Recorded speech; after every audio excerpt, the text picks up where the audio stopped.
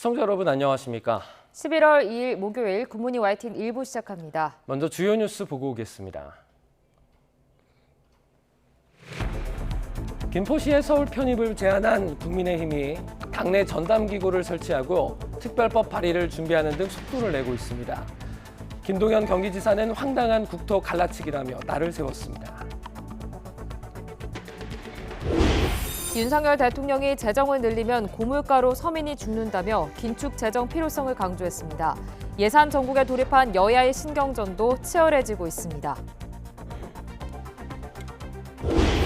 미국 중앙은행인 연방준비제도가 기준금리를 2회 연속 동결했습니다. 인플레이션을 낮추기 위해 올해 한 차례 추가 금리 인상이 필요할 것으로 보여 다음 달 발표되는 올해 마지막 금리 결정에 시장의 관심이 집중될 전망입니다. 팔레스타인 가자 지구에서 전쟁 발발 이후 처음으로 탈출의 길이 열렸습니다. 외국인과 중상 환자 등 500명이 이집트로 이동했는데 앞으로 그 규모는 늘어날 전망입니다. 각종 사기 의혹으로 체포된 전청조 씨에 대해 경찰이 오늘 구속영장을 신청할 방침입니다. 이런 가운데 전 씨가 펜싱계에 수십억 원을 투자하겠다며 접근했고 남현희 씨가 만남을 주선했다는 새로운 의혹이 제기됐습니다. 밤사이 중국발 스모그가 유입되면서 오전까지 중서부 지방을 중심으로 초미세먼지 농도가 치솟겠습니다. 이번 주 후반부터는 또다시 추위를 부르는 비가 내리겠습니다.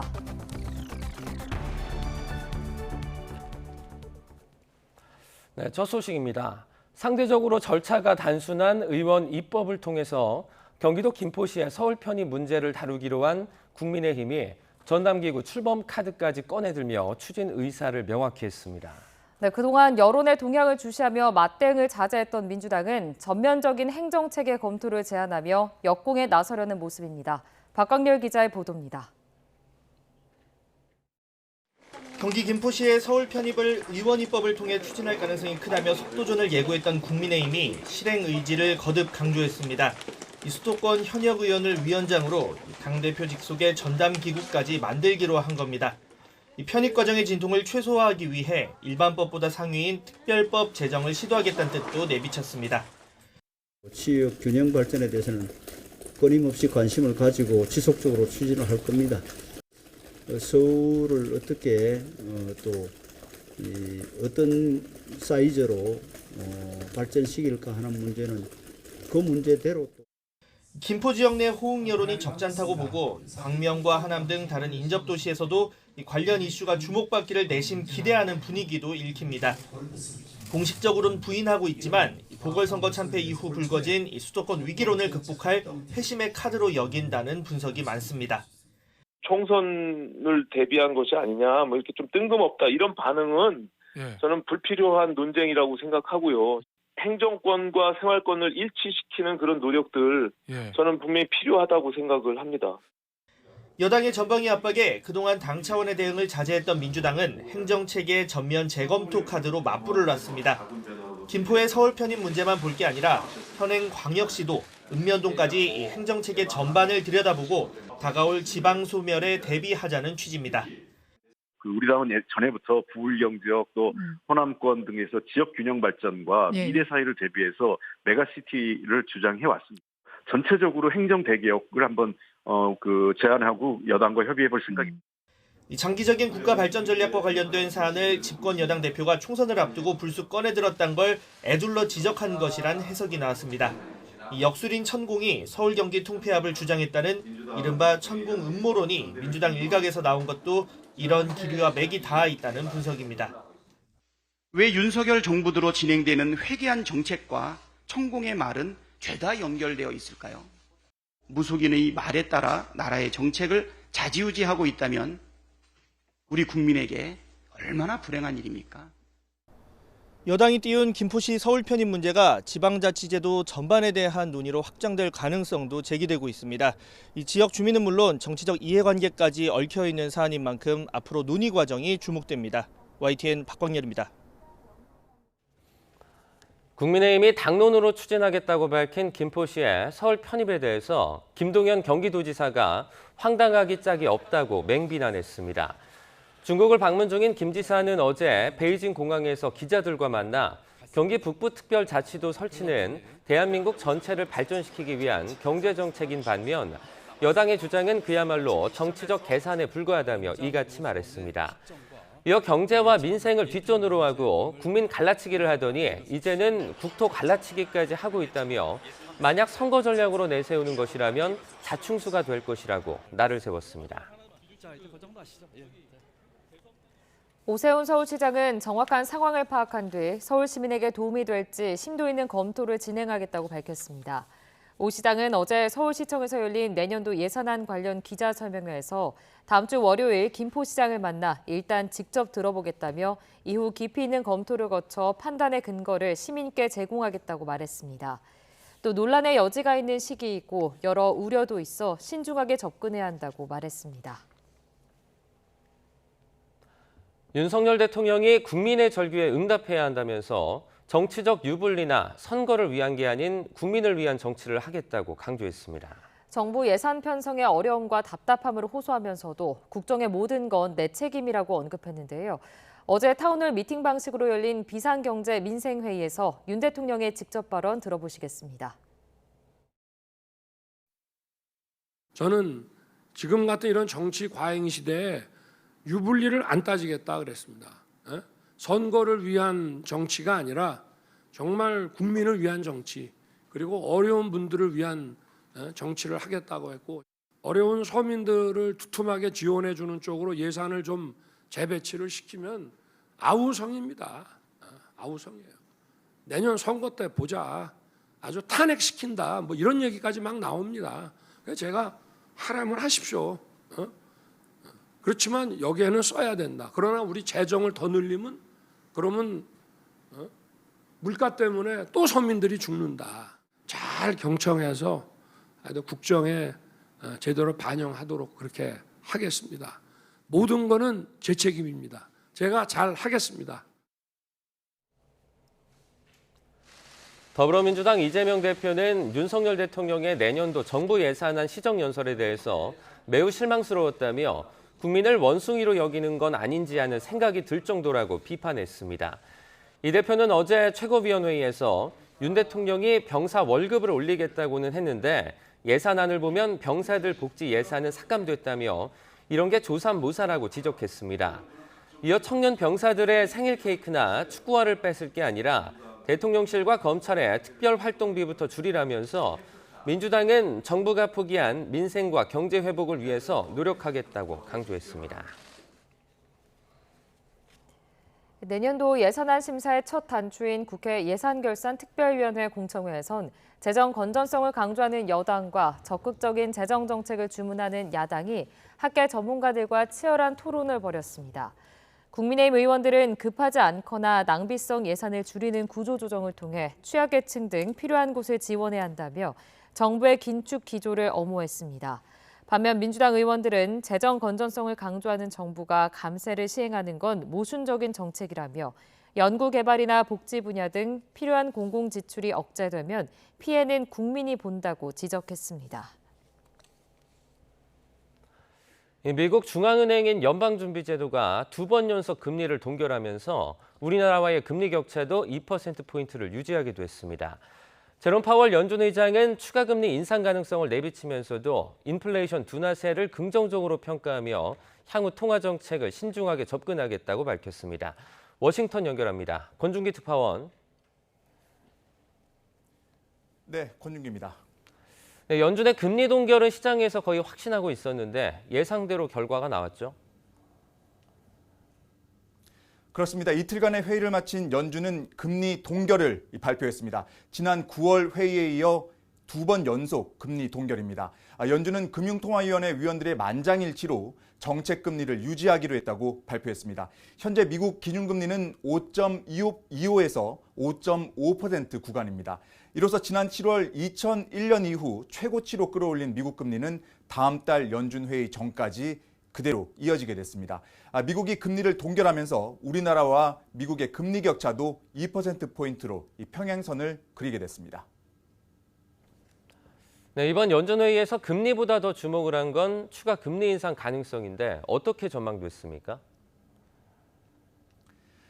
네, 이번에도 제롬 파월 연준 의장은 추가 금리 인상 가능성을 분명히 밝혔습니다. 한두 번 금리를 동결한 뒤에 다시 올리기는 힘들 거라는 생각은 옳지 않다면서 금리 인상이 여전히 가능하다고 설명했습니다.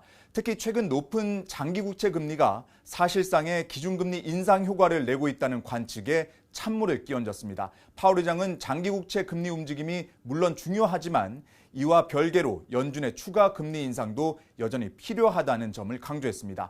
하지만 동시에 현재 통화 정책은 긴축적이고 인플레이션도 잡히고 있다면서 인플레이션 둔화세에 대해 긍정적으로 평가했습니다. 또 추가 금리 인상과 관련한 대목에서는 신중하게 판단하겠다는 표현을 수차례 반복해 더 이상 금리 인상은 없을 거라는 시장의 기대감을 높였습니다. 네, 연준의 금리 동결 이후에 주식시장은 어떻게 움직였습니까? 네, 연준의 금리 발표 직후에는 큰 변동이 없다가 제롬 파월 연준 의장 기자회견 이후에 주가는 상승세를 보였습니다.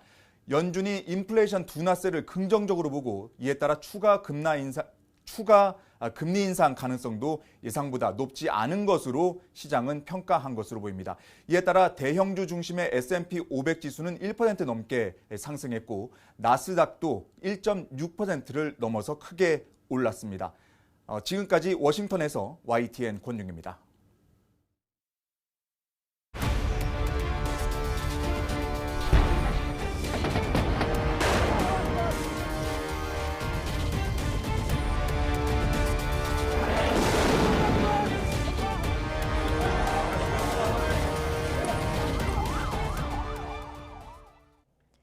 하마스 소탕을 위한 가자지구 지상전을 본격화한 이스라엘군에서 13명의 추가 전사자가 나왔습니다.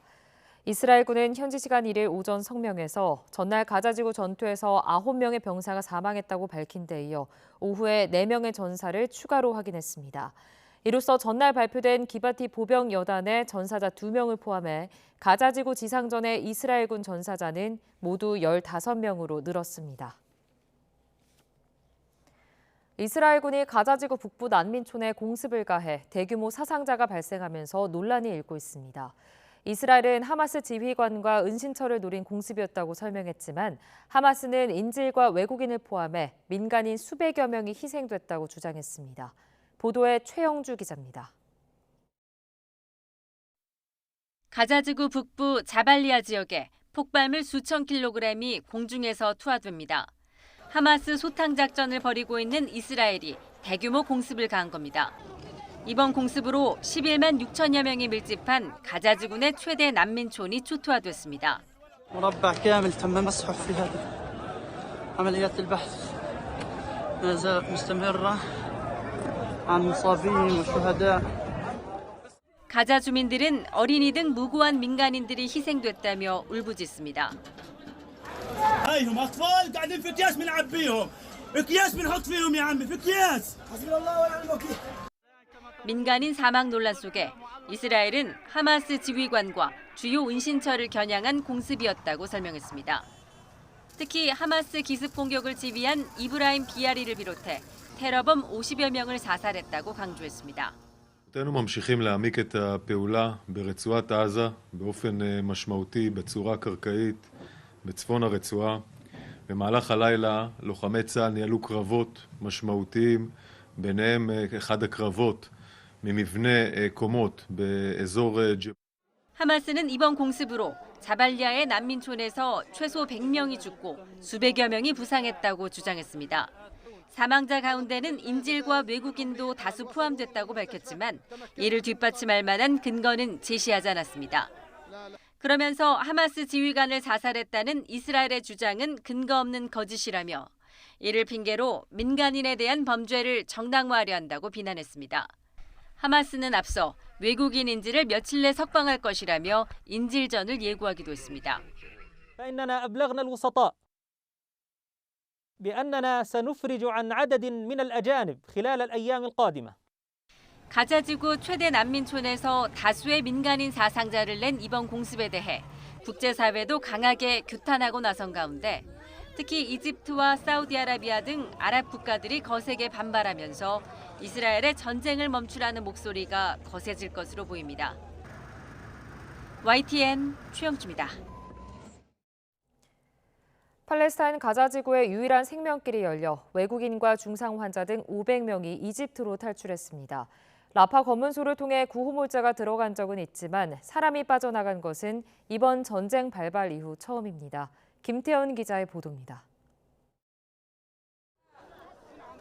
굳게 닫힌 채 사람의 통행을 허용하지 않았던 라파 검문소의 문이 열립니다. 미국, 일본, 호주, 캐나다 등 외국 여권을 가진 사람들이 드디어 포염에 휩싸인 가자 지구를 탈출해 이집트로 향합니다.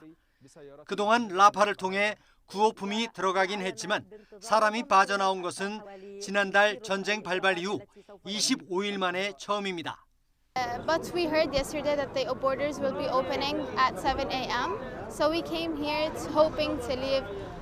We have a little hope to leave and save our lives. 첫날 라파 검문소를 통해 이집트로 간 인원은 약 500명. 대다수는 여성과 어린이였습니다.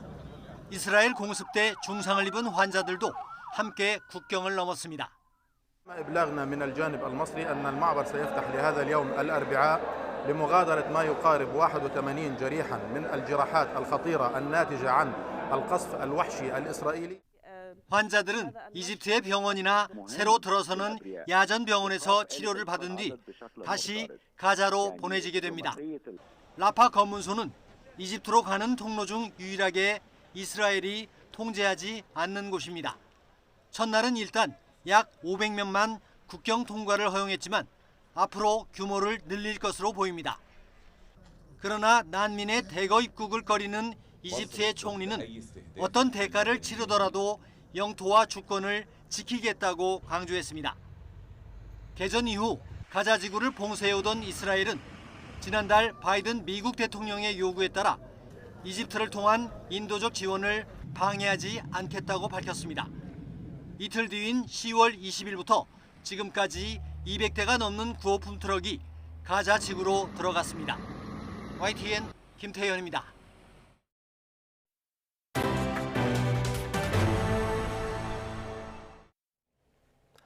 중국의 스모그는 서풍이 불면 바로 우리나라에 직접적인 영향을 주게 됩니다. 밤사이에도 중국발 스모그가 유입됐는데 겨울철까지는 대기질 악화가 잦아질 것으로 보입니다. 김민경 기자입니다. 중국 내부를 뒤덮은 스모그는 서풍이 불면 우리나라로 날아듭니다. 밤사이 초미세먼지가 짙어지는 이유입니다. 지난주 목요일에 이어 엿새 만에 나타난 가을 스모그의 공습입니다. 추위가 일찍 찾아오는 중국은 이미 난방이 시작된 곳이 많습니다. 주춤했던 산업활동이 활발해지면서 초미세먼지가 증가하는데 11월 즈음이면 강한 서풍을 타고 우리나라로 유입되기 시작합니다. 가장 큰 영향을 받는 지역은 수도권과 영서지방.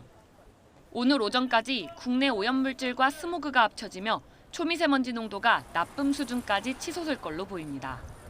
특보 가능성은 낮지만 호흡기 질환자는 출근길에 KF80 이상의 마스크를 쓰는 게 좋습니다. 미세먼지가 해소되는 주 후반부터는 전국에 가을비가 자주 내릴 걸로 보입니다. 다음 주 월요일 오전까지 산발적으로 비가 이어지는데 강풍을 동반하는 곳이 많겠습니다. 주말까지 기압골이 주기적으로 통과하면서 비가 자주 내리겠는데요. 특히 주말 동안 강한 바람과 함께 강한 비가 내릴 가능성이 있는 만큼 철저한 대비가 필요합니다. 비가 지나고 나면 때이른 겨울 추위가 찾아오겠습니다. 기상청은 다음 주 화요일 서울 아침 기온이 올가을 들어 가장 낮은 영상 4도까지 떨어지고 체감온도는 영하권에 머물겠다며 심한 기온 변화에 대비해달라고 당부했습니다. YTN 김민경입니다. 전 펜싱 국가대표 남현희 씨의 재혼 상대로 알려진 이후 사기 의혹 등으로 체포된 전청조 씨에 대해서 경찰이 오늘 구속영장을 신청할 방침입니다. 이런 가운데 전 씨가 펜싱계에 수십억 원을 투자하겠다고 접근을 했고 남 씨가 만남을 주선했다는 새로운 의혹이 제기됐습니다. 김태원 기자입니다. 사기 의혹이 불거진 전청조 씨를 체포한 경찰이 이틀째 고강도 수사를 이어갔습니다. 경찰은 우선 전 씨가 강연에서 만난 사람들에게 투자금 명목으로 돈을 받아 가로채거나 대출을 받으라고 유도했는지 입증하는 데 주력했습니다. 변호인을 선임해 경찰 조사를 받는 전 씨는 진술 거부권을 행사하지 않고 대체로 혐의를 인정하는 것으로 전해졌습니다. 경찰은 오늘 오전 전 씨에 대한 구속영장을 신청할 방침입니다. 이런 가운데 남현희 씨가 전 씨의 사기 행각에 관여했을 수 있다는 새로운 의혹이 제기됐습니다. 전 씨가 펜싱계에 수십억 원을 투자하겠다는 명목으로 대한펜싱협회 관계자에게 접근했고 남 씨가 만남을 주선했다는 겁니다. YTN 취재 결과 전청조 씨는 실제로 지난 2월 남 씨와 함께 대한펜싱협회 고위 관계자를 만났던 것으로 확인됐습니다. 펜싱협회 관계자는 YTN과 통화에서 전 씨가 30억 원을 펜싱계에 투자하겠다며 접근한 것은 사실이라고 밝혔습니다. 하지만 자신의 신원이나 업체 이름은 밝히지 않은 것이 수상해 장차 문제가 될까 우려해 거절했다고 설명했습니다. 또 남 씨 측이 투자 대가로 차기 협회장 자리를 요구했다는 의혹은 사실이 아니라고 강하게 부인했습니다. 투자금을 명목으로 돈을 가로채왔다는 것을 남현희 씨가 알았든 몰랐든 투자 관련해 지인 소개를 해준 건 맞는다는 겁니다. 이에 대해 남 씨는 자신이 오히려 피해자라고 반발하고 있습니다. 전 씨를 사기 혐의 등으로 고소한 데 이어 자신이 공범으로 의심된다는 진정서를 낸 강서구 의회 의원도 명예훼손 등으로 고소했습니다. 이후 해당 의원이 남 씨를 다시 무고 혐의로 맞고소한 만큼 소송전이 불가피해졌습니다. 제 주변 사람들을 먼저 이제 그렇게 투자를 하게 만들고 그다음 마지막은 저였던 것 같아요. 남 씨가 실제 전 씨 범행의 피해자인지 그렇지 않다면 범행에 가담한 공범인지 등은 결국 수사를 통해 가려져야 할 부분입니다. 경찰도 전 씨의 신병을 확보한 뒤에 남현희 씨도 불러 정확한 사실관계를 확인해 볼 것으로 보입니다. YTN 김태원입니다. YTN은 2달 전 서울 유명 척추치료병원의 대리수술 의혹에 대해서 경찰이 강제 수사에 착수했다는 내용을 보도했습니다. 그런데 수사를 맡은 경찰 간부의 부인이 최근 이 병원에서 공짜로 종합검진을 받은 의혹이 제기됐습니다. 수사팀장의 부인은 취재가 시작되자 무상검진이 아니라고 강하게 부인하며 뒤늦게 검진료를 냈습니다. 우종훈 기자의 단독 보도입니다. 서울의 한 유명 척추치료병원에서 대리수술을 간 의혹이 제기돼 경찰이 강제 수사에 나섰습니다. 지난 8월 YTN의 단독 보도 이후 경찰 수사가 진행 중인 서울 은평구의 척추치료병원입니다. 이 병원 종합검진센터에서 보라색 검진복을 입은 여성이 서류를 작성하고 직원의 안내에 따라 체열과 CT 촬영, 초음파 검사를 받습니다. 하루 전 2인 병실에 입원한 뒤 다음 날 5시간에 걸쳐 위와 대장 내시경까지 검사받았습니다. 종합 건강검진 비용이 40만 원에 이르지만 병원 밖으로 나갈 때 돈 한 푼 내지 않았습니다. 병원 전산망에 수납 금액이 0원으로 등록됐기 때문입니다. 문제는 이 여성이 대리수술 의혹을 수사 중인 수사팀장의 부인이라는 점입니다. 경위급 간부이기도 한 수사팀장은 부인의 검진 전날 병원 핵심 관계자와 대화를 나누기도 했습니다. 수상한 정황은 이뿐만이 아닙니다. 지난 9월 중순 추석을 맞아 병원에서 과일 선물 세트를 수사팀장 집으로 보냈습니다. 수사팀이 병원을 압수수색한 지 한 달도 되지 않은 시점입니다. 수사팀장의 부인은 YTN과의 통화에서 깜빡 돈을 놓고 온 것이고 검진도 남은 상황이었다며 공짜 검진 의혹을 강하게 부인했습니다. YTN 취재가 시작되자 수사팀장의 부인은 뒤늦게 병원을 찾아 종합검진 비용 일부를 낸 것으로 파악됐습니다. 이게 적절하다고 보십니까? 그러니까 적절하고 그런 게 아니라 나는 거기에 관련된 게 없으니까 나는 그거 모르는 사실이고요. 병원 측도 오해를 살 만한 상황이라고 인정하면서도 공짜로 검진을 제공한 사실은 없다고 주장했습니다. 안 됐는데 어떻게 집에 가요? 퇴원 시점으로 왜 찍힌 거예요? 뭔가를 막으려고 아니면 누르니까 그렇게 넘어갔는지 모르지만 그거를 변명할 수 있게끔 소스를 달라는 거예요. 과일 접대 의혹에 대해서도 수사팀장의 부인은 받은 적 없다고 말했고 병원 측 역시 명절마다 관행적으로 동네 유지들에게 보낸 것이라면서 수사와의 연관성을 극구 부인했습니다. YTN 우종훈입니다. 요금을 잘못 입금했다고 속인 뒤에 현금을 돌려받는 수법으로 택시기사 등으로부터 수천만 원을 가로챈 10대가 구속 상태로 검찰에 넘겨졌습니다. 경기 성남 분당경찰서는 지난달 26일 사기 혐의로 고등학생 A군을 구속 송치했습니다. A군은 지난 8월부터 2달 동안 수도권 일대 택시와 숙박업소 등에서 실제 요금보다 많은 액수를 입금했다며 차익을 현금으로 되돌려받는 수법으로 모두 45명에게서 2,900여만 원을 받아챙긴 혐의를 받습니다. A군은 입금자 명에 101만 원이나 200만 원 등이 적힌 입금 내역 문자를 보여주며 피해자들을 속였고 주로 인터넷 뱅킹을 사용하지 못하는 고령층을 노려서 범행한 것으로 조사됐습니다.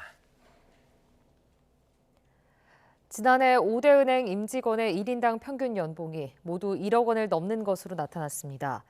은행연합회가 공개한 은행 경영 현황 공개 보고서를 보면 지난해 5대 은행의 임직원 1인당 평균 소득은 1억 1,006만 원으로 집계됐습니다. 이 가운데 하나은행이 1억 1,485만 원으로 5대 은행 가운데 가장 많았고 뒤이어 KB국민은행, 신한은행, NH농협은행, 우리은행 순이었습니다. 코로나 사태가 끝났지만 경기 불황 속 자영업 경기가 살아나지 않고 있습니다. 그 결과 전체 취업자 가운데 자영업 관련 취업자 비중이 사상 최저 수준으로 떨어졌습니다. 직원이 없이 홀로 일하는 자영업자는 15년 만에 최대치를 기록했습니다. 이승은 기자입니다.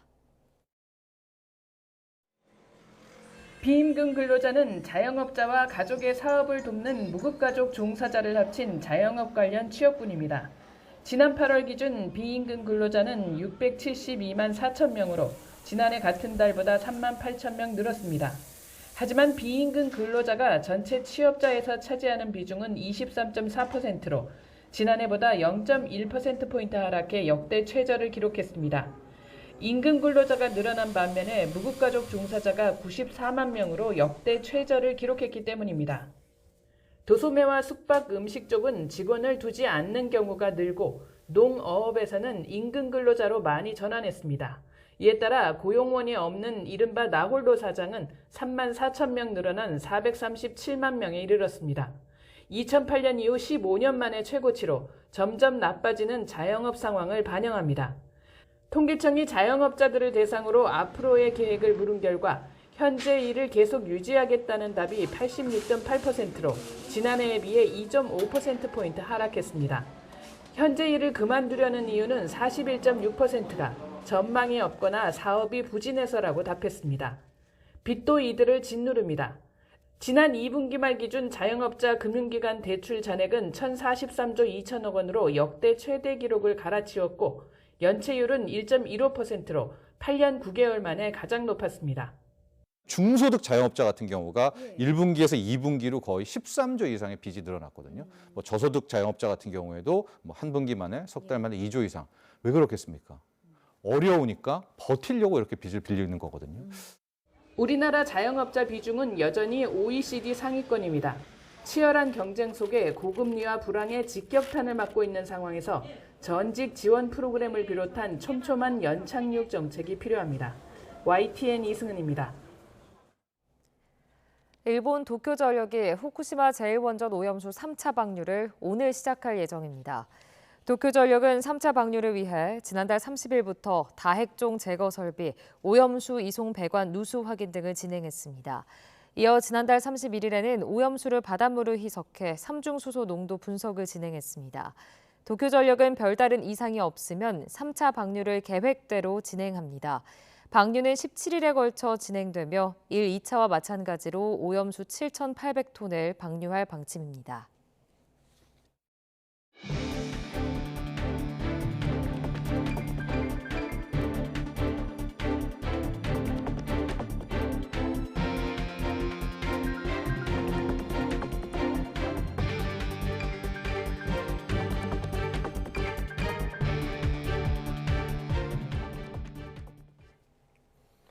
하마스 소탕을 위한 이스라엘군의 지상전이 본격화된 가운데 작전을 이끄는 지휘관이 가자지구 최대 도시 가자시티 진입을 눈앞에 두고 있다고 밝혔습니다. 일간 타임스 오브 이스라엘에 따르면 이스라엘군 162사단장인 이츠크 코엔 준장은 현지 시간 1일 가자지구 부근에서 한 기자회견에서 우리는 닷새 전 하마스를 끝장내라는 명령을 받고 출동했다며 우리는 지금 가자시티의 입구에 있다고 말했습니다. 그는 이어서 이 전쟁은 우리가 아니라 하마스가 선택한 전쟁이라며 지난 닷새간 하마스 전력 중에 상당 부분을 파괴하고 주요 전략시설과 폭탄, 지하 터널 등을 공격했다고 설명했습니다. 팔레스타인 무장정파 하마스가 이스라엘의 가자지구 자발리아 난민촌 공습으로 외국인 3명을 포함해 인질 7명이 사망했다고 주장했습니다. 하마스의 무장조직인 알카삼 여단은 텔레그램에 올린 성명에서 자발리아 대학살로 외국 여권 소지자 3명을 포함해 7명의 인질이 사망했다고 밝혔습니다. 알카삼 여단은 그러나 이 주장을 뒷받침할 만한 증거는 제시하지 않았습니다.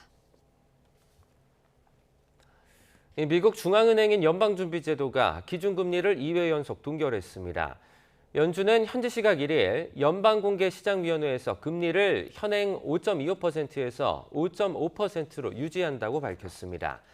이로써 지난 7월 연준이 22년 만에 최고치를 올린 금리는 다음 달 연준 회의 전까지 이어지게 됐습니다.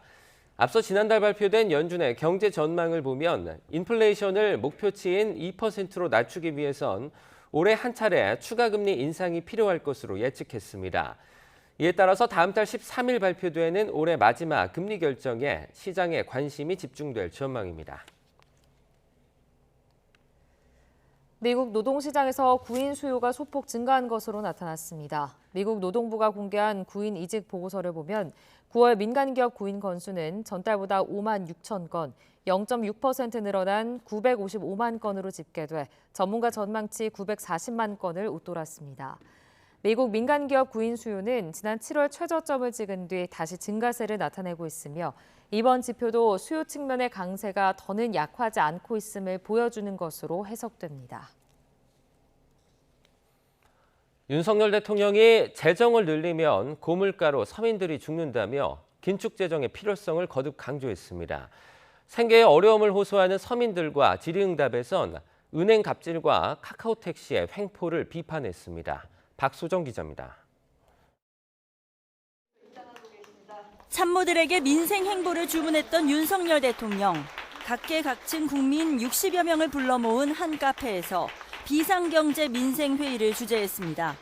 코로나19로 어려움을 겪다 세상을 떠난 소상공인 이야기로 말을 꺼낸 윤 대통령은 정부가 국민의 절규에 답을 내놔야 하지만 예산을 막 늘릴 수는 없다고 언급했습니다. 재정 지출이 늘면 물가가 올라 서민들이 죽는다. 따라서 예산을 재배치해야 한다는 설명입니다. 아우성이에요. 내년 선거 때 보자. 아주 탄핵시킨다. 뭐 이런 얘기까지 막 나옵니다. 그래서 제가 하라면 하십시오. 그렇지만 여기에는 써야 된다. 오늘날 같은 정치 과잉 시대의 희생자가 서민일 수 있다며 선거를 위한 정치가 아닌 국민을 위한 정치를 하겠다는 말을 덧붙였습니다.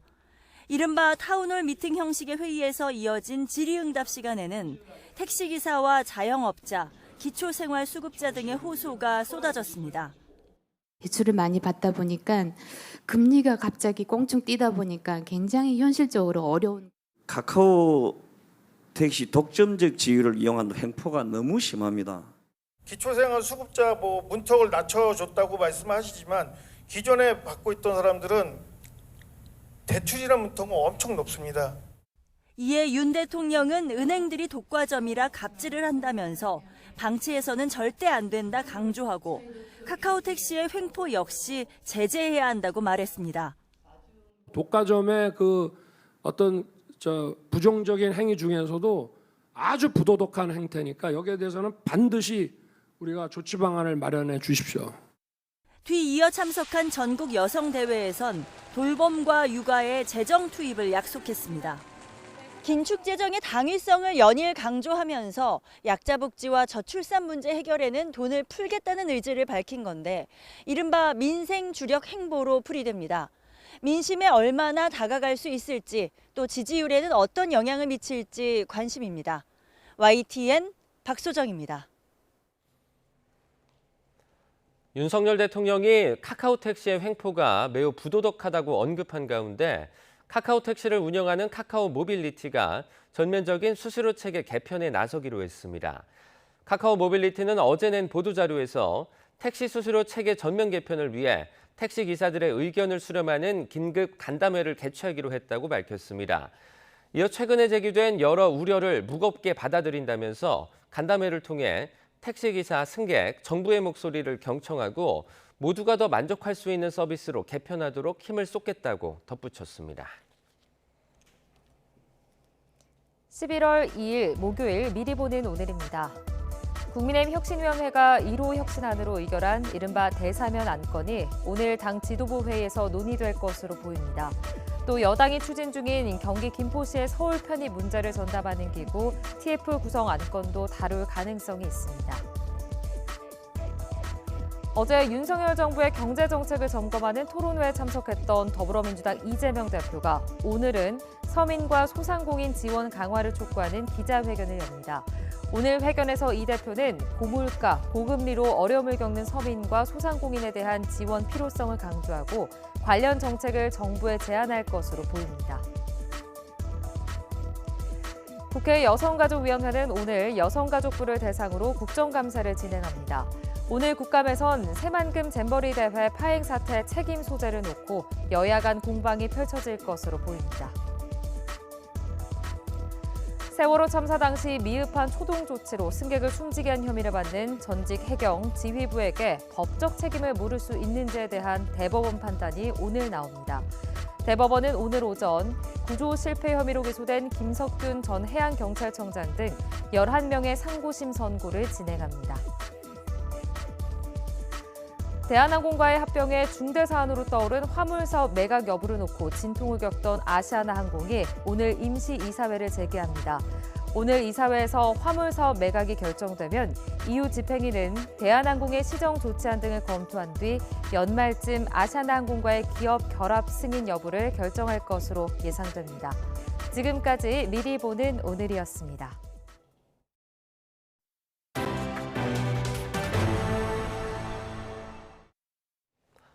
국가정보원 국정감사에서 북한과 러시아 간 군사협력이 화두에 올랐습니다. 러시아에 포탄 100만 발 이상을 지원한 북한이 러시아의 기술 자문을 받아 군사정찰 위성 3차 발사에 막바지 준비 작업을 하고 있는 정황이 포착됐습니다. 또 김정은 국무위원장이 팔레스타인을 지원할 방안을 찾으라고 지시한 것으로 알려졌습니다. 조수영 기자입니다. 국회 정보위가 비공개로 진행한 국정원 국정감사에서 국정원은 우크라이나 전쟁을 계기로 한 북한과 러시아의 군사적 밀착 정황을 포착했습니다. 앞서 북한이 10월로 공언했지만 미뤄지고 있는 군사정찰 위성 3차 발사와 관련해선 현재 막바지 준비가 한창인 가운데 북한이 러시아로부터 기술 자문을 받은 것으로 보고 있습니다. 러시아에서 기술 자문을 받은 것으로 보이고 있으며 성공 확률이 높아질 가능성을 예측하고 있습니다. 다만 기술과 자금은 여전히 부족한 상태이고 국정원은 또 북한이 러시아의 우크라이나 전쟁을 지원하기 위해 8월 초부터 러시아 선박 등을 활용해 각종 무기를 10여 차례나 실어나른 것으로 파악했습니다. 반출 포탄만 100만 발 이상인데 이는 우크라이나 전쟁에서 러시아가 2달 넘게 쓸 수 있는 양이라는 게 국정원의 설명입니다. 이스라엘과 팔레스타인 무장정파 하마스의 전쟁과 관련해선 김정은 국무위원장이 최근 팔레스타인을 포괄적으로 지원하는 방안을 찾으라고 지시한 정황도 포착했습니다. 특히 국정원은 이 지역 무장단체와 제3세계 국가에 북한이 무기 판매를 시도할 가능성이 있는 것으로 내다봤습니다. 앞서 국정원이 선관위 보안 점검을 한 뒤 선관위 내부 서버에서 해킹 프로그램으로 추정되는 파일이 발견됐다는 의혹과 관련해 더불어민주당은 여야가 함께 참여하는 비공개 검증위원회 설치를 제안했습니다. 워낙 전문적인 영역이라 이 부분을 국민의힘과 민주당 양당 간사가 참여하고 양측이 인정하는 전문가들을 모여서 비공개 검증위원회를 설치하는 것에 대해서 원장의 의견을 물었습니다. 이에 대해 국민의힘도 합동 검증 제안에 동의했고 김규현 국정원장도 전적으로 동의한다고 말했습니다. YTN 조수현입니다. 안토니 블링컨 미국 국무장관이 오는 8일에서 9일 우리나라를 방문합니다. 외교부는 박진 외교부 장관과 블링컨 장관이 외교장관 회담을 열고 한미동맹, 북한 문제, 경제안보, 첨단기술, 지역 국제정세에 대해서 폭넓게 협의할 예정이라며 이같이 밝혔습니다. 탈북어민 강제북송 사건으로 재판에 넘겨진 문재인 정부 안보라인 인사들의 첫 정식 재판이 열렸습니다. 검찰은 탈북어민들이 헌법상 우리 국민이라며 위법한 추방이었다고 강조했는데 정용 전 국가안보실장은 이들이 16명을 죽인 흉악범이었다고 맞섰습니다. 김다영 기자가 보도합니다. 문재인 정부 시절 대북 안보 정책을 책임졌던 핵심 인사들이 일제히 법원에 출석했습니다. 탈북어민 강제 북송 사건 첫 정식 재판에 참석하기 위해서인데 검찰 기소가 부당하다는 입장을 유지했습니다. 검찰의 기소가 부당하다고 생각을 합니다. 그래서 재판 과정에서 이러한 검찰의 기소의 부당성을 제가 밝히도록 하겠습니다. 어떤 점이 검찰은 재판에서 탈북어민들이 헌법상 우리 국민이라며 강제 북송의 위법성을 역설했습니다. 수차례 귀순 의사를 밝힌 탈북민들이 난민에게도 주어지는 이의 신청 절차 없이 케이블타이에 묶여 강제 추방됐다는 겁니다. 또 탈북어민이 살인자라 해도 국내 재판으로 형벌을 부과할 수 있었을 거라며 정 전 실장 등이 북한을 정상국가로 존중한다는 의지를 북한에 보여주기 위해 강제 북송을 결정한 거라고 강조했습니다. 검찰 측은 이들이 지금은 살아있지 않을 거라며 감정에 북받친 모습을 보이다 재판부 제지를 받기도 했습니다. 반면 정 전 실장은 탈북어민들이 동료 선원 16명을 살해한 흉악범들로 정부가 국민 안전을 위해 일찌감치 퇴거시킨 거라고 맞섰습니다. 정 전 실장 측은 또 검찰은 탈북민들이 죽었을 것 같아 눈물이 난다는데 16명을 살해한 사람이 우리 형사재판에 섰다면 사형 선고를 받았을 거라고 반박했습니다. 아울러 탈북민이 우리 국민이란 검찰 주장 역시 헌법상 국민에 관한 규정을 자의적으로 확대 해석한 거라며 허구라고 맞받았습니다. 노영민 전 대통령 비서실장과 서훈 전 국가정보원장, 김현철 전 통일부 장관도 검찰이 무리하게 기소했다며 혐의를 전면 부인했습니다. 정 전 실장 측은 수사에 정치적 목적이 있다고 주장하기도 했는데 검찰이 이의를 제기하며 법정에 팽팽한 긴장감이 감돌기도 했습니다. 검찰과 문재인 정부 안보라인이 첫 재판부터 날카롭게 대립한 가운데 다음 재판은 다음 달 6일에 열릴 예정입니다. YTN 김다현입니다. 택시 요금을 잘못 입금했다고 속여 현금으로 돌려받는 수법으로 수천만 원을 가로챈 고등학생이 경찰에 붙잡혀 구속됐습니다. 단돈 1원만 입금을 해놓고 입금자 명에 거액을 써놓는 수법에 택시기사 수십 명이 깜빡 속아 넘어갔습니다. 임혜진 기자의 단독 보도입니다.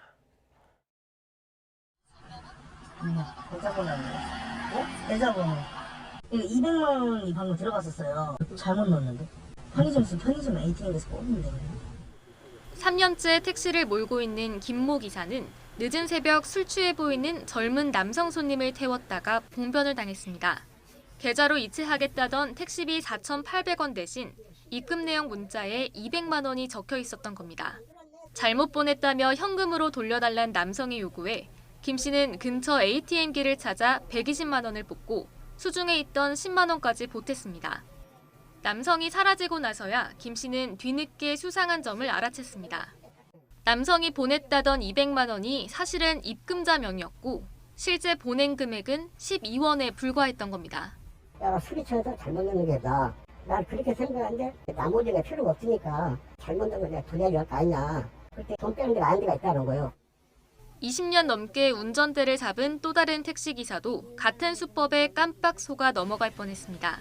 돈 1원을 입금시켜놓고 101만 원을 입금시켰다고 하면서 100만 원을 달라. 경찰 수사 결과 범인은 10대 고등학생으로 밝혀졌습니다. 택시와 숙박업소 등을 돌며 눈이 어두운 어르신들을 범행 대상으로 삼았습니다. 2달 동안 45명을 상대로 가로챈 금액만 2,900만 원에 이른 것으로 조사됐습니다.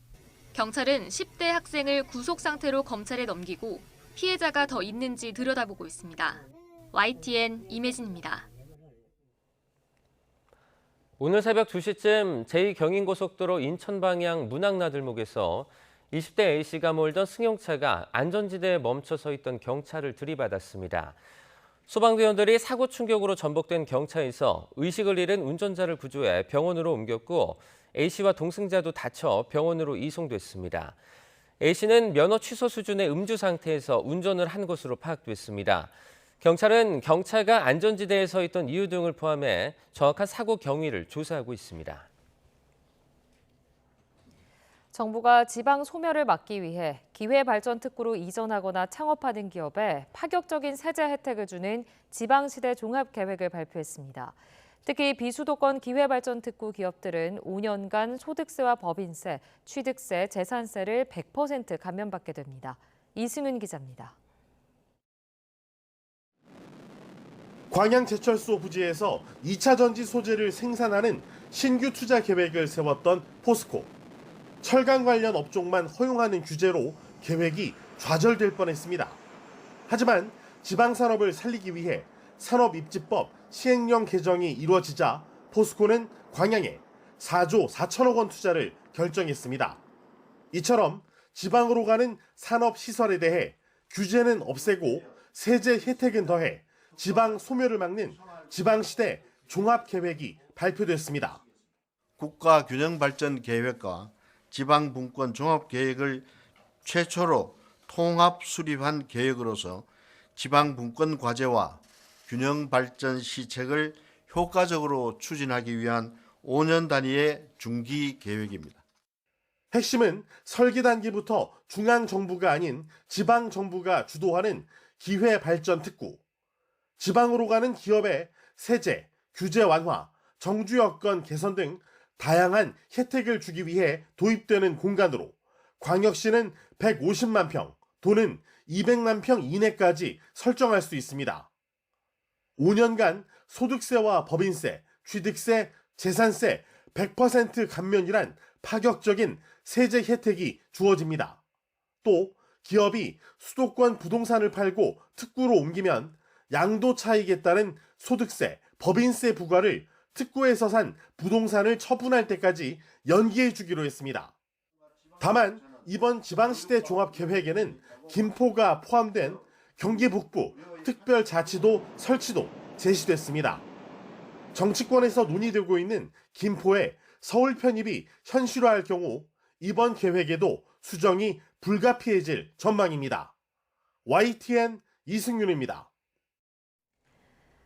충청남도는 독일 프랑크푸르트에서 도내 기업의 유럽 진출 등을 지원할 독일 사무소의 문을 열고 운영에 들어갔습니다. 독일 사무소는 유럽 지역의 거점으로 충남에 본사나 공장을 둔 기업의 수출 상담과 계약 등을 지원하고 해외 시장 개척 등의 업무를 수행하기 위해 도 공무원 1명이 소장으로 파견됐습니다.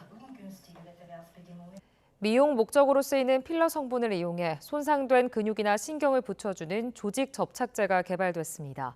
동물 실험에서 좋은 결과를 보였는데 심각한 부상으로 움직이기 힘든 환자의 재활을 앞당기는 데 도움을 줄 것으로 보입니다. 최소라 기자입니다. 피부에 존재하는 천연물질 히알루론산을 꺼진 볼이나 콧대 등에 주사하는 필러 시술. 드물게 부작용도 나타나지만 생체 적합성을 인증받은 비교적 안전한 물질입니다. 국내 연구진이 필러 성분을 이용해 손상된 근육이나 신경을 회복해주는 신소재를 개발했습니다. 다리 근육을 심하게 다쳐 스스로 다리를 움직이지 못하는 생쥐입니다. 다친 근육에 신소재를 주사하자 즉시 근육이 정상적인 수축과 이완을 시작했고 3일 뒤엔 천천히 걸을 수 있는 수준까지 회복됐습니다. 이 끊겨진 신경과 끊겨진 근육들 간의 연결을 바로 가능하게 해서 이제 이런 보행 재활이 바로 가능하도록 하는 것입니다. 빠른 회복의 비밀은 신소재 속 금 나노 입자 덕분입니다. 금이 끊어진 조직 사이에 자리 잡아 운동과 감각에 필요한 전기 신호를 전달한 겁니다. 금은 은과 구리 다음으로 전기가 잘 통하면서도 몸속에서 변성되지 않아 부작용 위험도 적습니다. 또 필러 성분의 접착력 덕분에 손상 조직이 고정돼 근본적인 재생도 더욱 빨라진다는 설명입니다. 특히 재활을 보조할 수 있는 로봇과 함께 결부시키면 극심한 손상이라고 할지라도 즉각적으로 그 근육의 기능을 원복할 수 있는. 연구팀은 임상시험을 준비하는 한편 근육과 신경뿐 아니라 다양한 장기의 손상에 적용할 수 있도록 후속 연구를 진행하고 있습니다. 이번 연구 성과는 학술 권위지 네이처에 게재됐습니다. YTN 사이언스 최소라입니다. 연일 늦가을답지 않게 따뜻한 날씨가 이어지고 있습니다. 오늘은 어제보다 기온이 더 오르겠는데요. 현재 서울 기온은 18.9도로 어제 같은 시각보다 2도가량 높아 크게 쌀쌀하지 않고요. 한낮 기온은 24도까지 올라 예년 기온을 무려 8도가량 크게 웃돌겠습니다. 오늘은 전국이 대체로 맑겠습니다. 다만 오전까지 남부 내륙을 중심으로는 안개가 짙게 끼겠고요. 오후부터 강원 영동에는 초속 20m 이상의 매우 강한 바람이 불겠습니다. 또 경기 북부와 영서 지방은 대기 정체로 인해 오전 한때 미세먼지 농도가 다소 짙게 나타날 수 있겠습니다. 현재 기온 살펴보겠습니다. 현재 서울 기온 18.9도, 창원은 14.5도를 나타내고 있습니다. 낮 동안에도 예년 기온을 6에서 8도가량 크게 웃돌겠습니다. 오늘 서울 한낮 기온 24도, 대전과 대구 26도, 광주는 27도가 예상됩니다. 내일부터 다음 주 초반까지는 곳곳에 비가 자주 내리겠는데요. 이 비가 그친 뒤 다음 주 초반에는 초겨울 추위가 찾아올 전망입니다. 지금까지 날씨 정보였습니다. 굿모닝 YTN 1부 마칩니다. 잠시 후 2부가 이어집니다. 시청해주신 여러분 고맙습니다.